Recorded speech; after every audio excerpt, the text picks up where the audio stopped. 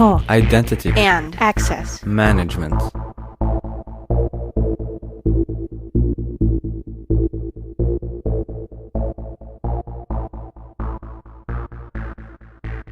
Welcome to the Identity at the Center podcast. I'm Jeff, and that's Jim. Hey, Jim. I'm still Jim. How's it going, Jeff? Still Jim. Even despite all the current situation, you're still Jim. Yes. You know, my handle on Twitter used to be Jimmy Mac IAM. Actually, it still is. And I was thinking I could change that to Jimmy Mac IMU. That would really throw people for a loop. Confusing and a little bit disturbing, I think. Yeah, I'm sure. How are you managing? I'm managing fine. I mean, you know, having the kids home, I work from home anyway. Having the kids home has been a little bit of an extra challenge, but they're doing a really good job. I think after the first day of thinking, okay, if dad's not on the call, that means we can do stuff together. Mm-hmm. And so I'd get the question, when's your next call? When are you going to be done your calls? As if once the calls are done, the day is over. And I think that's one of the biggest challenges when you work from home and you have family members that they think your day and what you have to do is dictated by when you have calls. But just like people who work in an office, we have to get work done as well. Right. Yeah, I've realized that I'm not in a quarantine, right? I mean, I'm fine. My wife's fine, but I work from home all the time. But quarantine life is pretty much the same as my normal life anyway. So really not that much of a different for me anyway. I did try to go to Starbucks on Monday morning because I felt like I needed that caffeine rush and the buzz that environment gives me to dive into Monday. And I got there and their dine-in area was closed. So I said, wasn't meant to be, went home, and yeah. You know, the equivalent of quarantine myself.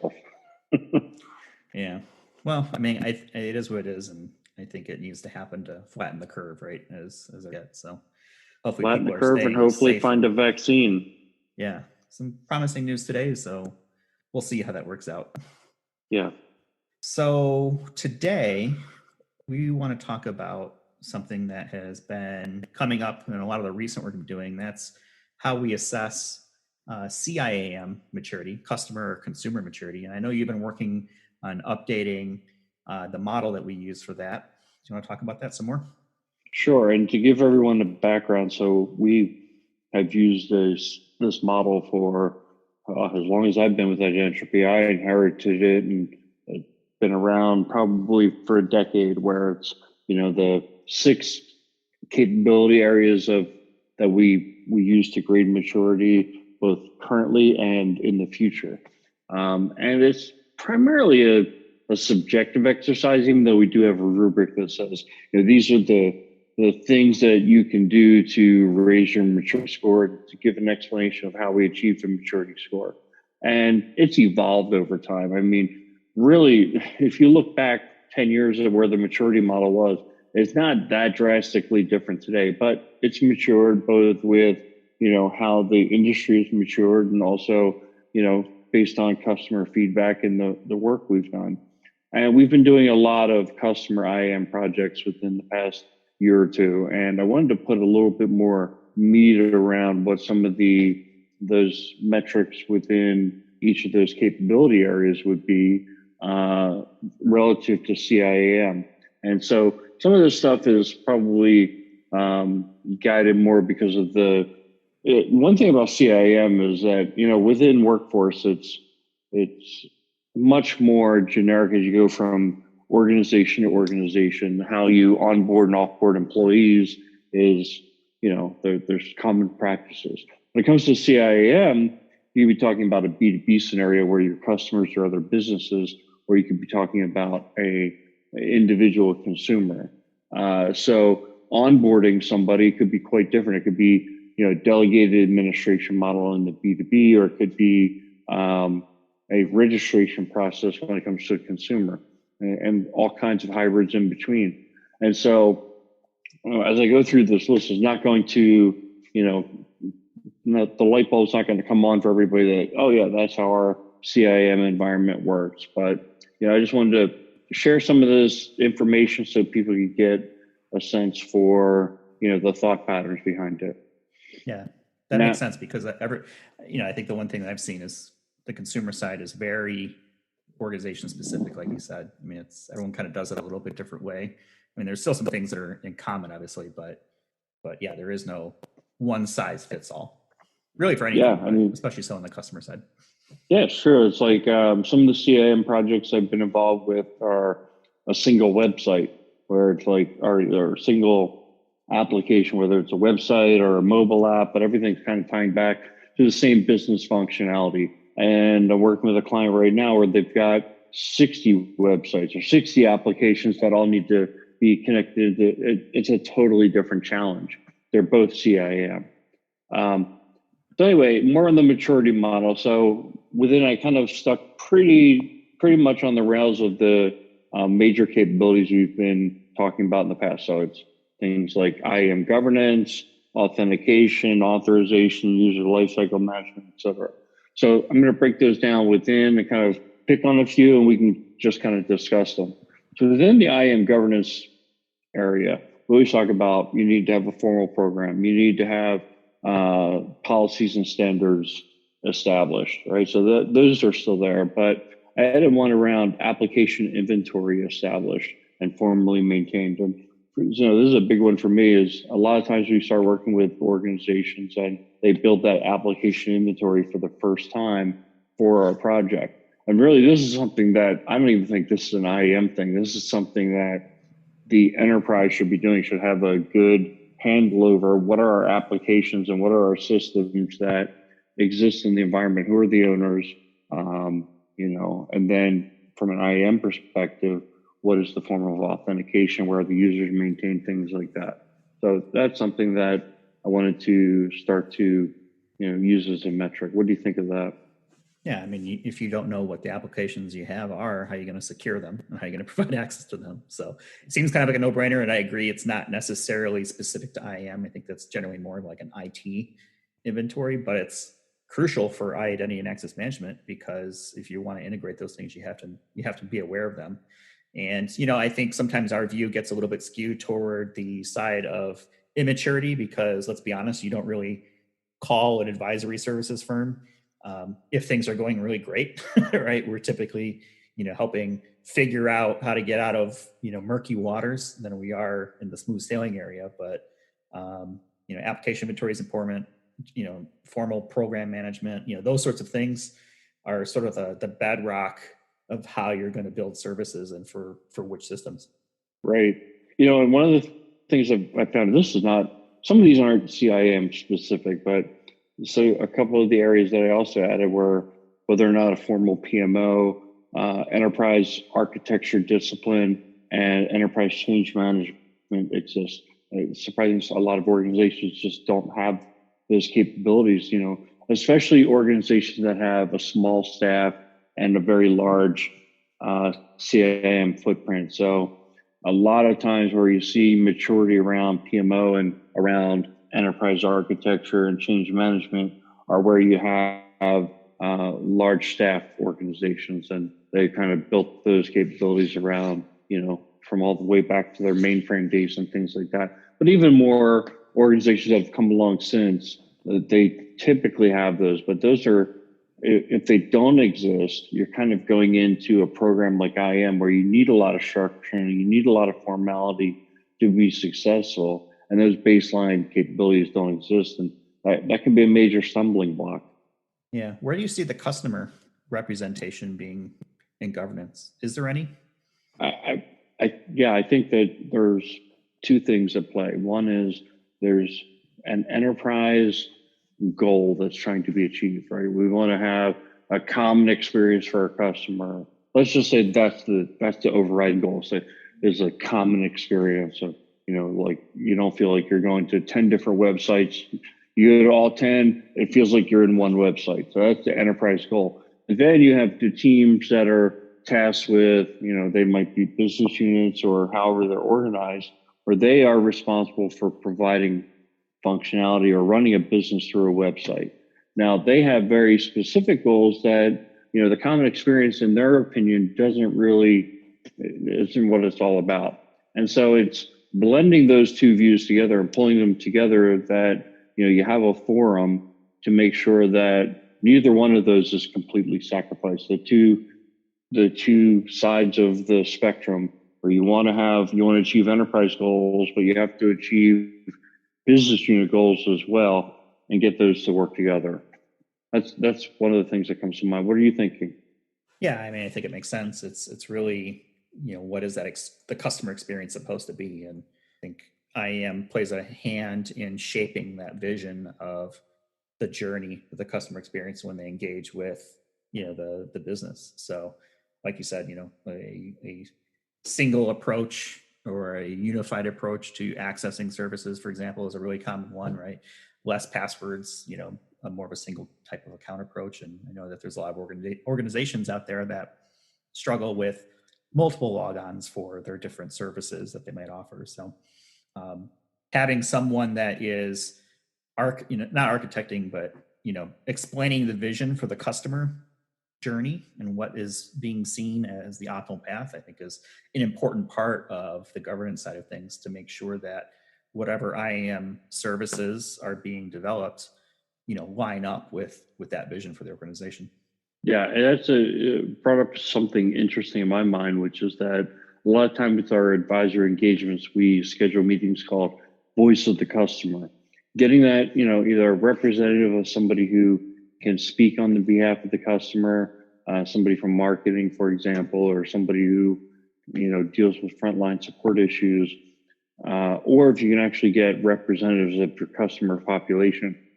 I did this once with the university where they actually had us meet with students, and that became the voice of the customer. And what I found so interesting was that, throughout the week, we did the voice of the customer meetings at the end. Throughout the week, everybody was saying, we need the ability to link a student's ID with their Facebook and things like that. And we got the students in the room. They're like, no, we do not want our academic records tied to what we're doing on Twitter or Facebook or anything like that.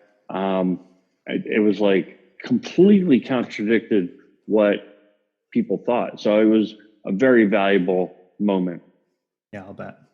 All right, so that's governance. I'm assuming we'll probably talk about authentication next. Right.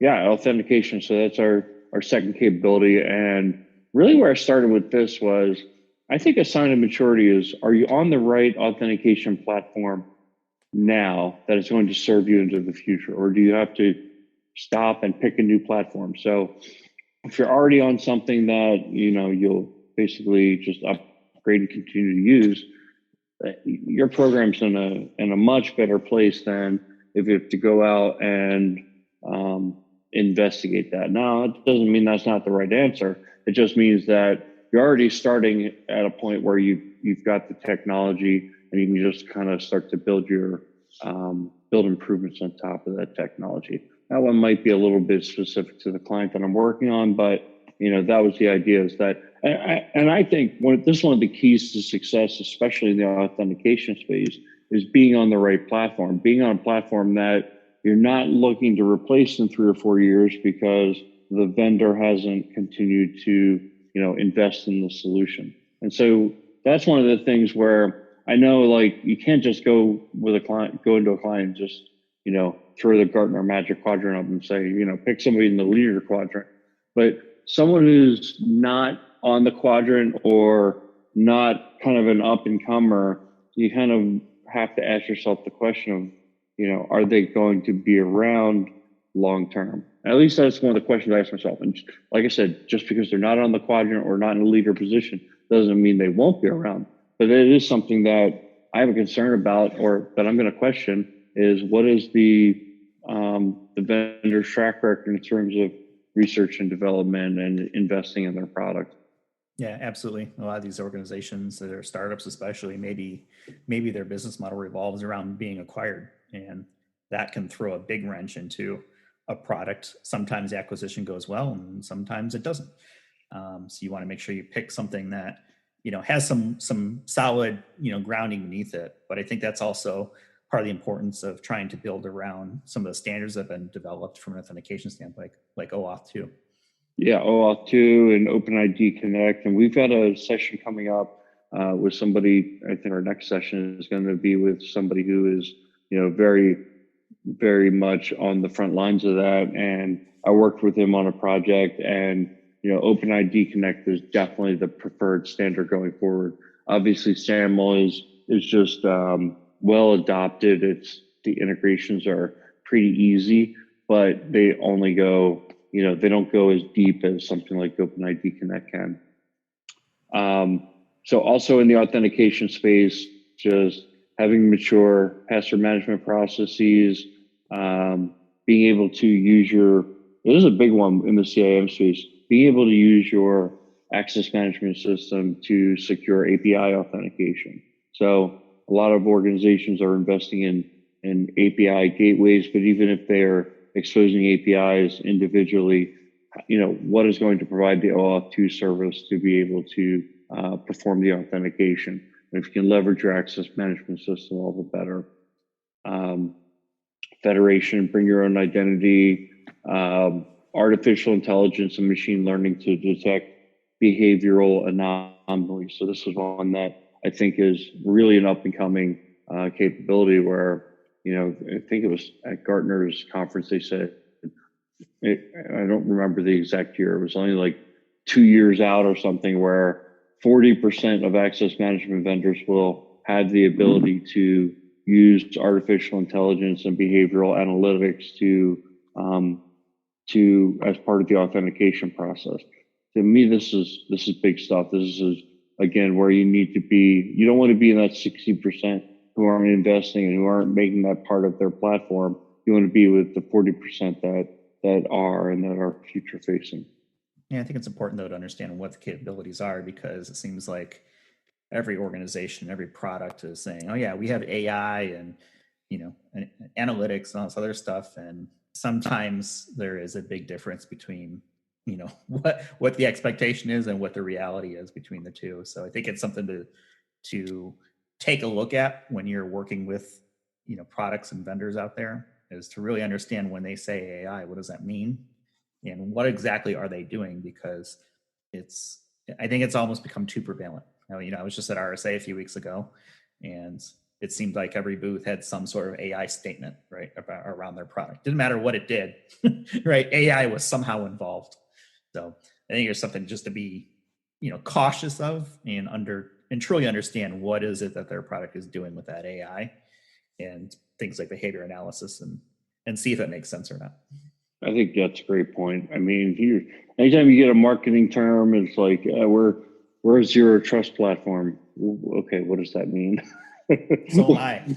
I don't trust anybody.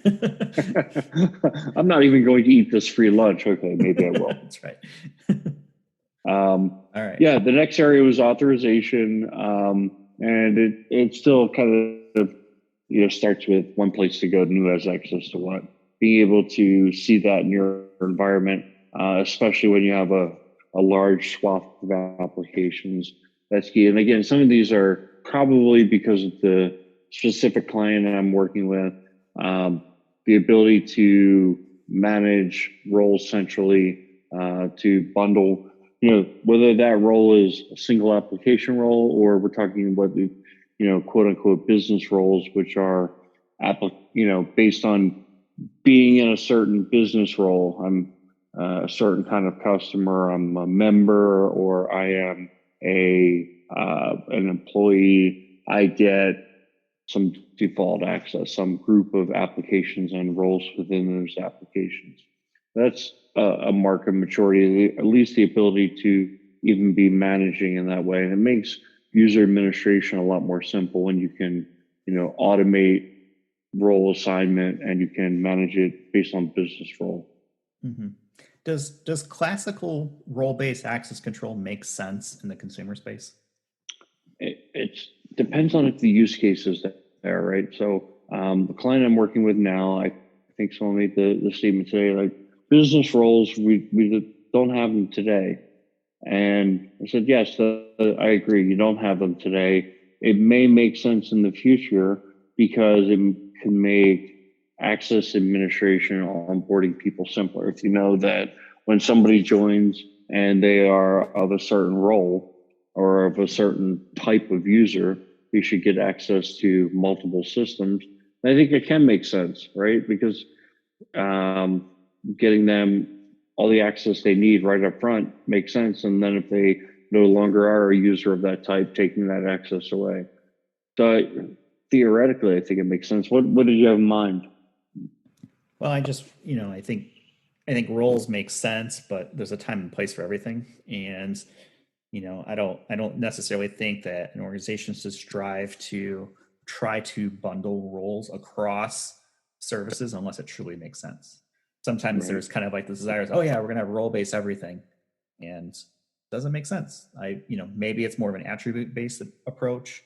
But I think it's something to think about from a construction and architect standpoint when it comes to the entitlements is, how do you intend customers to use your services, right? If I'm let me just pick something off the top of my head here, Google user, I have Gmail, I have calendar, I have contacts, maybe I have,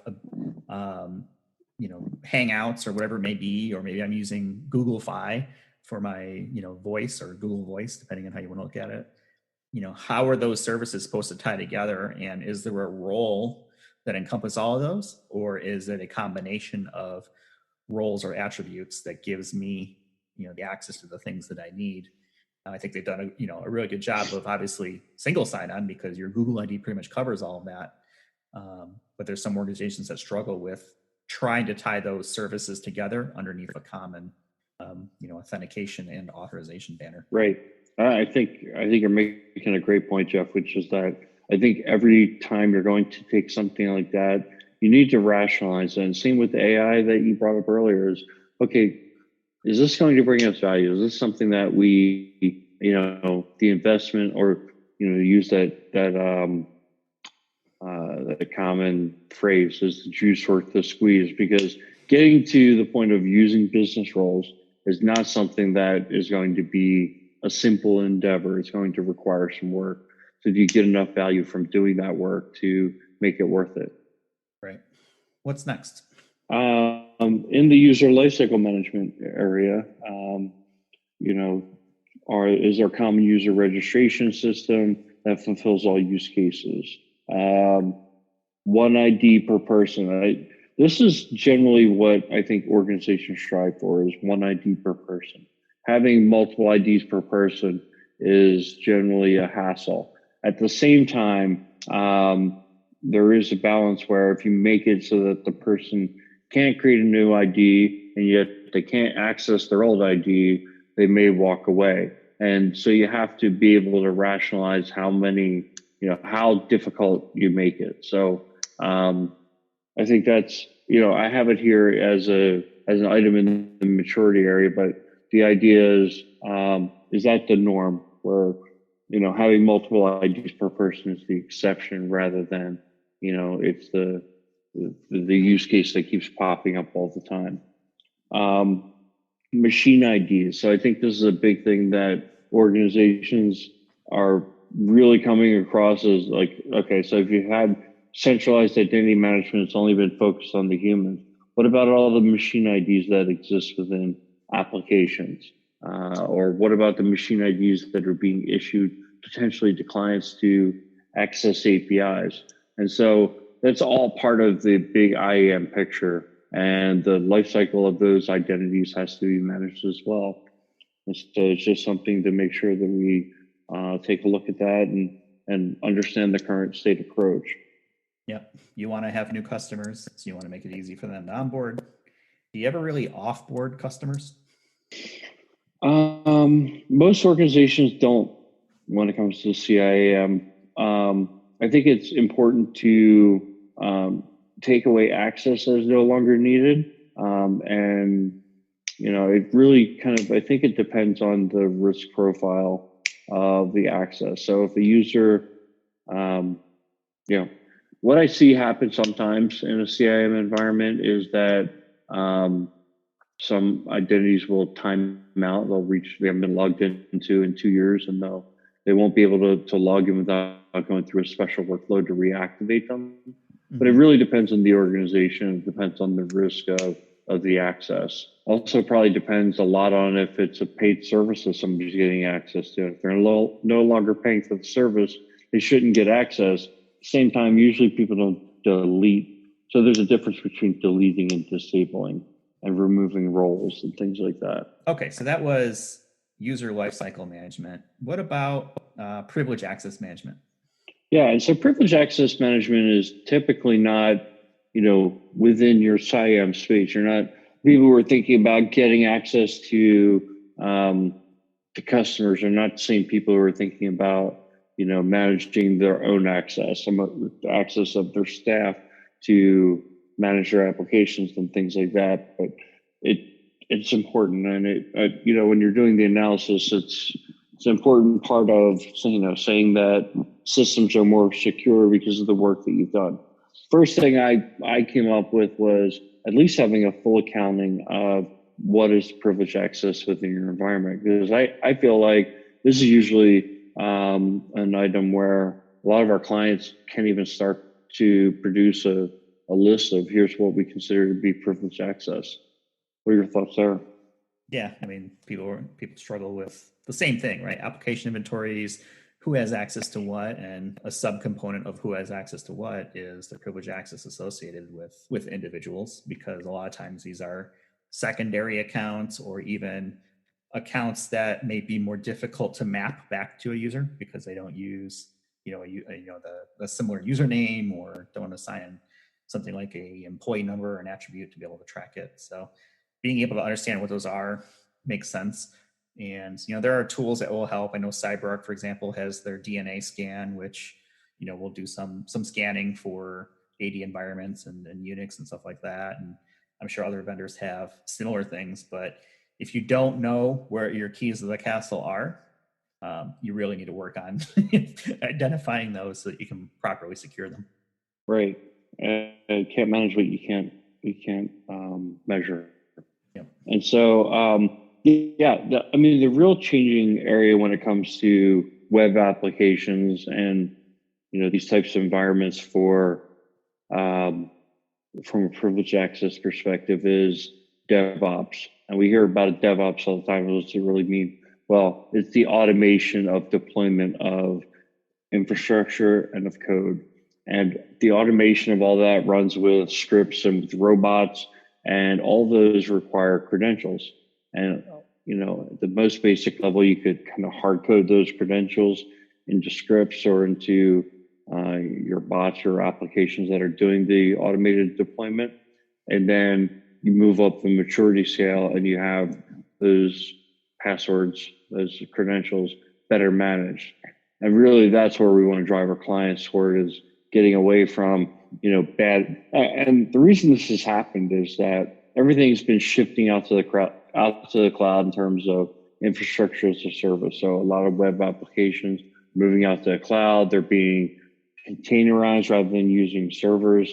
And information security has been mostly focused on what's within their own fence.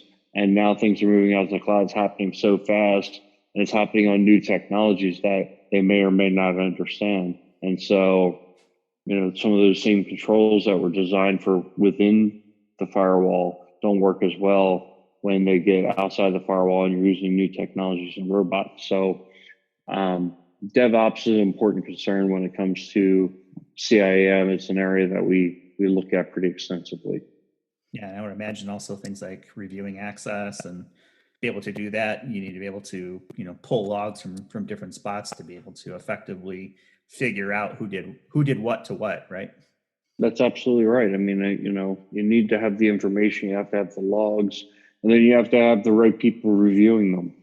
And, and the amount of log data is obviously too much for, normal individuals to go through. So you have to be able to use alerting tools and technology to pull out what's important, in like a SIM tool is a perfect example of that. Mm-hmm. So here's a question.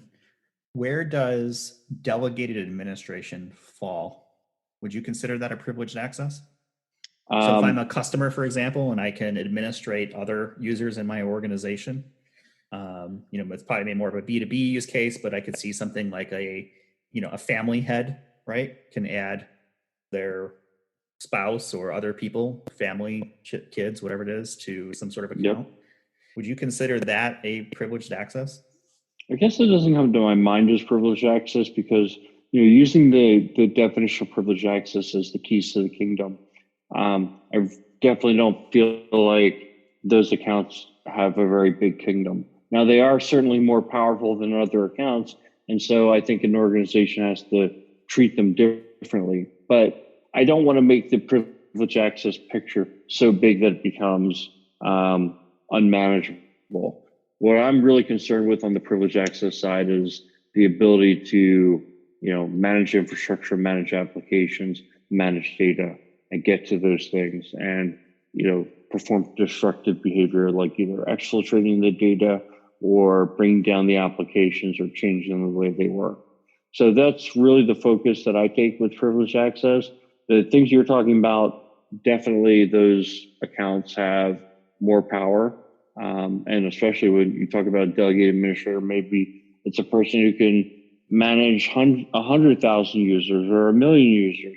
Well, now you're starting to get into the area where I do have more of a major concern. I'd be more willing to throw them into the privileged access bucket and maybe create some additional special controls to monitor and limit their access. Yeah, I think that makes sense. I think maybe in that use case, maybe it belongs more as a well-defined authorization as to who has that specific entitlement that can manage other users. So I was just curious Right. what you thought about it. Well, I do think there should be controls in that area. Like, for example, if certain activities are taken, an email goes out. So that way, if the account was compromised, there's a chance that the person will be alerted that something happened on their account, some administrative action was performed, someone was added to their phone plan, and they didn't do that. So then they can go and investigate further. Makes sense. What's next? So the last two areas are ones that kind of are adds or changes from normally what we do. So identity data management, aka data governance. And so really what I wanted to talk about here is especially when you have a large environment with multiple applications and you have now a higher reliance on a centralized profile of data about a user. How is that data going to be updated? Who are the owners of that data? Should that data overwrite what's in an application, or should what's in an application come back and overwrite what is in the central IAM store? And then, at a more technical level, what are the types of data, the lengths of the data, things like that, and making sure that there's a common data dictionary, but that there's a governance process. There's some data governance office or some data governance formal discipline to make sure that these data issues are being managed. Because if the data gets out of control, when you start connecting a lot of production systems together, you could start running into major issues. It won't take long to figure out the major issues either. Yeah, and this is a area of prime importance for a lot of organizations because they're really trying to understand who the customer is, right? Who's using their services or products or whatever it may be.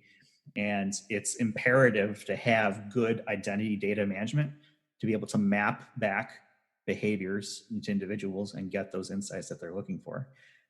It can be a little bit weird sometimes, I think, for people to understand, how their data is being used, and maybe that's where things like privacy and consent will come in, and we'll talk about that probably a little bit. But proper data management is important, and proper identity data management is, I think, critical for a successful CIAM program and services.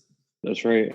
And I think the point that you're bringing up is that the identity layer of all this and the data management is foundational to other initiatives that an organization wants to put together with customer data. So if you want to make sense of your CRM data, having that correlated user of here's a person, here's a human being, and they use all these applications, here's some core information about them. And then we're also pulling in transactional data and other operational data that may even be occurring outside of IT systems, and pulling that into one big central picture in the CRM. Well, the identity data is kind of key to pulling all that together.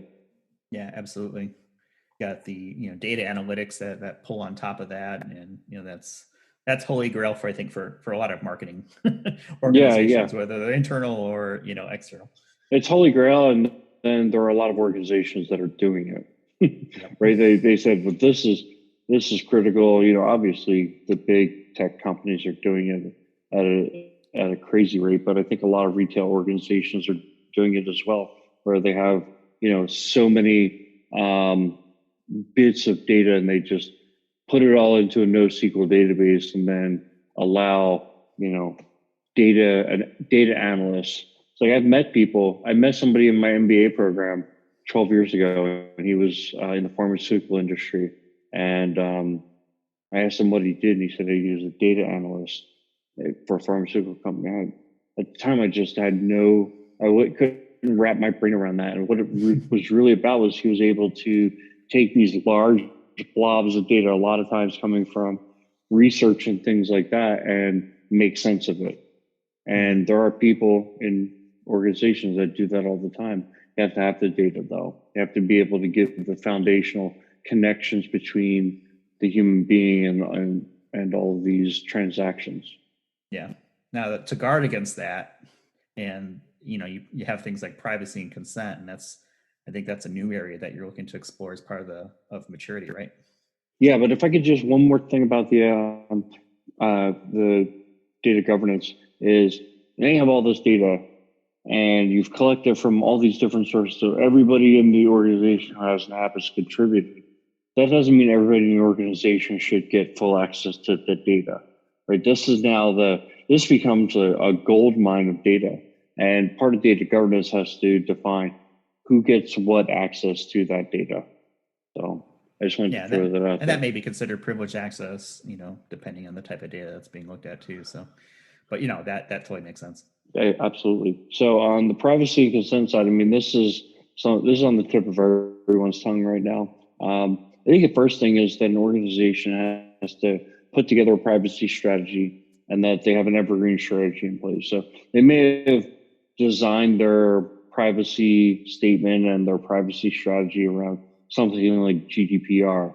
And that's great, because that's the one that kind of came along, and I don't want to say it came along first, but it had the biggest impact. But additional privacy regulations are coming out. We know more are going to come out. So you need an evergreen strategy. How are you going to meld those in as time goes on?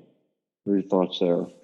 Well, it's important to be able to understand, especially when it comes to regulations. Now, from a regulation standpoint, I don't necessarily think that a lot of regulations really tackle the important part of data and consent, and in some areas doesn't make sense. And I'm thinking things like GDPR and CCPA and all the equivalents that are going to end up being out there. It imposes an ideal state on organizations that makes it sometimes difficult to comply or expensive to comply. And at the end of the day, there's just so much data out there. I don't know if it makes sense.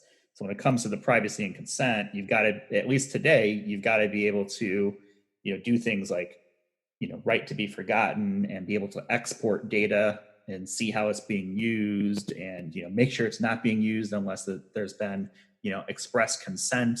So being able to track all that is a critical compartment of how you manage the consumer experience, both internal and external. Yeah, because I feel like, as a consumer myself, the approach that a lot of companies are taking is, we're going to put together a privacy statement. Privacy statement is going to give us wide wielding ability to do whatever we want with your private data. And by agreeing to that, you're agreeing to us doing that. And so if you go and you want to use a website to shop for cars, and they say, well, we can share your data with third parties. And they're just, I believe a lot of organizations are hoping that people don't read that. So I think there's two things. I think there's one is complying with the regulation, which just telling people that if you want to use our site, you're agreeing to our privacy statement. That may be enough in some cases. However, it doesn't do a good job of meeting, at least I think, the common standard for what are good business practices and what the spirit of these privacy regulations get to. So I think as every organization has to determine where they want to be on that spectrum, but I think being forthcoming and honest is the best path, and then dial it in from there. Yeah, and I have thoughts about this, and actually we're going to be talking with Richard Bird in an upcoming episode, and he's part of the Ping organization, Chief Customer Information Officer, and he has some thoughts on this too. So we'll probably dive into it more there. But these organizations, they come up with these user acceptance things that you have to click through. Nobody reads those. No. Just it doesn't make sense, right? I mean, it's a bunch of text. People don't read it. They might be even clicking through it on a mobile phone, so it's even harder to read or harder to pull in. And basically, you're just allowing the whatever happens, all in the name of using whatever service. So you're trading your privacy and your data in exchange of that. If it's free, you're the product. That's pretty much how it works, at least from my viewpoint. So, I think what you hit on was business practice. And I think organizations are tackling this different ways. And I think if you're in the space of an ad network, right, your whole business is trying to display a number of ads to the appropriate parties and showing, click-through rates and all that good stuff. You may have a different viewpoint as to, an organization that really does take consumer privacy seriously. Right. Not that I think that they're perfect, but Apple, for example, right? They came up with sign in with Apple, which obfuscates email addresses associated with logins, right? So now I know they have a host of other, potential issues and things, but it's a totally different viewpoint as opposed to, maybe another organization that is looking to exploit customer data versus protect it. Yeah. And I think you made a good point. If it's free, you're the product. And I am willing to make some trade-offs for that. I feel like I need to know what those trade-offs are, because to your point, you go through the EULA and you're just like, I don't even know what I don't speak legalese, and I'm confused, but I want to use this website, so I'm going to go through. However, what really bothers me is if you have that same kind of agreement to use your utility provider's website or your bank's website, or people who are companies that are making money from you, that on top of that, they want to sell your private data.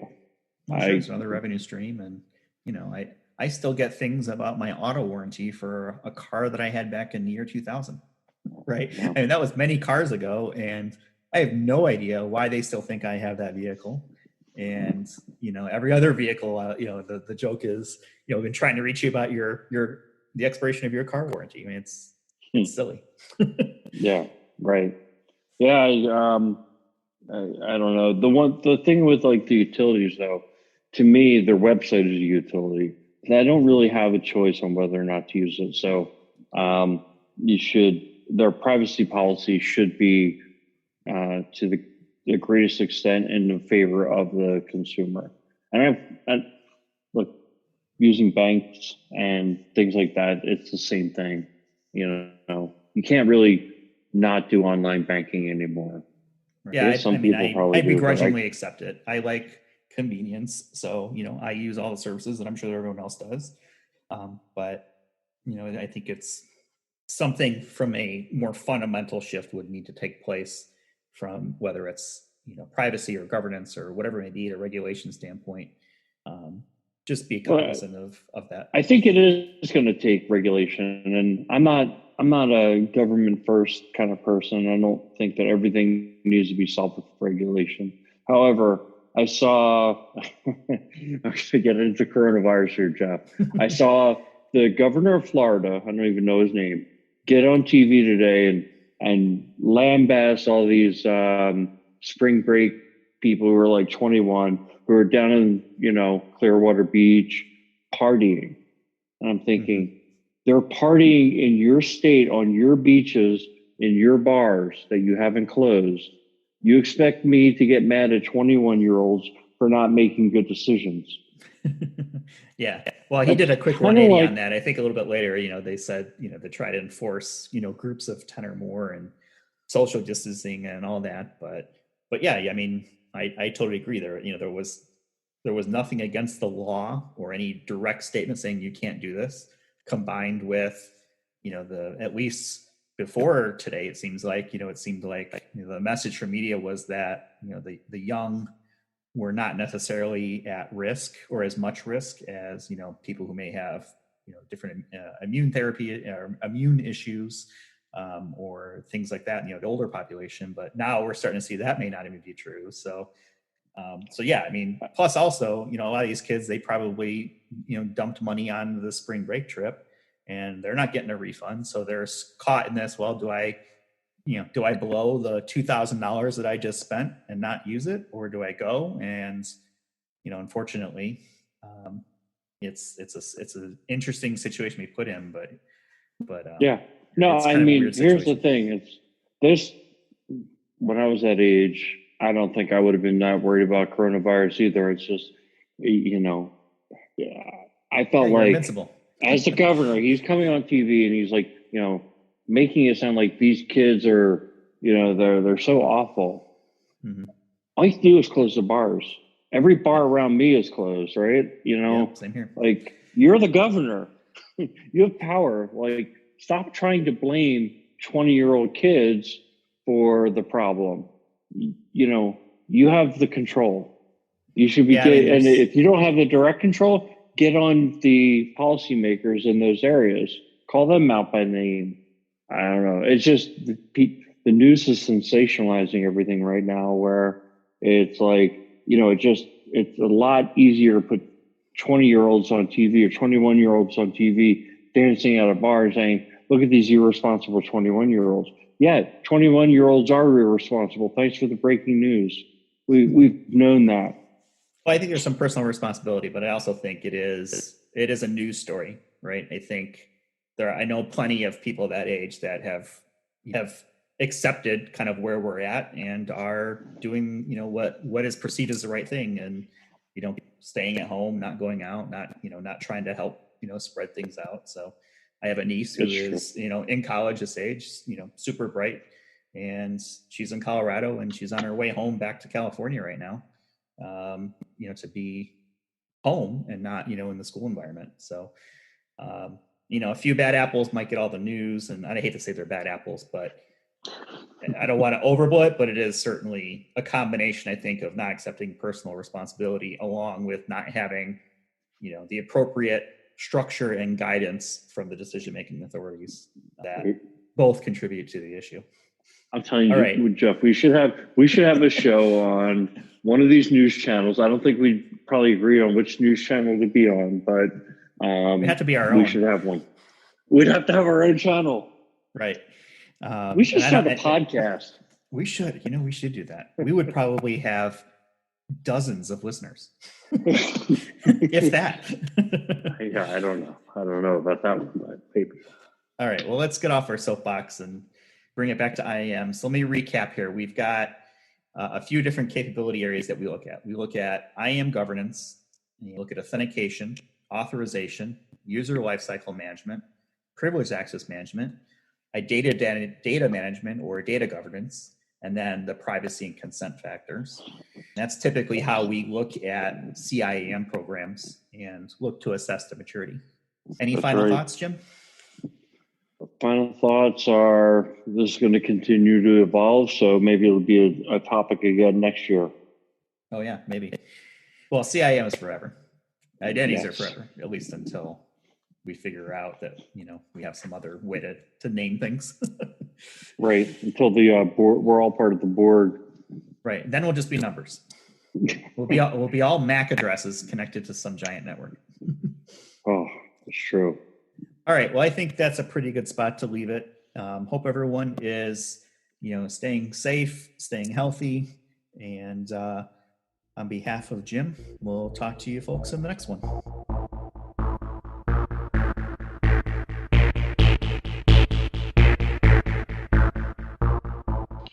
listening to the Identity at the Center podcast. For more episodes, visit identityatthecenter.com.